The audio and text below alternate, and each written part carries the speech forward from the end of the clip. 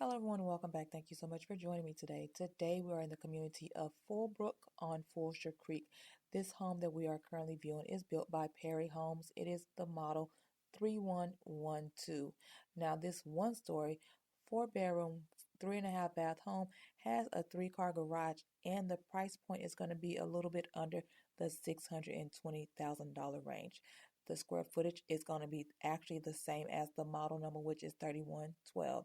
Now, if you are interested in what schools this home is going to be zoned to, they are going to be zoned to either Huggins Elementary or Morgan Elementary, Roberts Middle School, which is for 6th grade students only, Lehman Junior High for 7th through 8th, and Fulshear High School.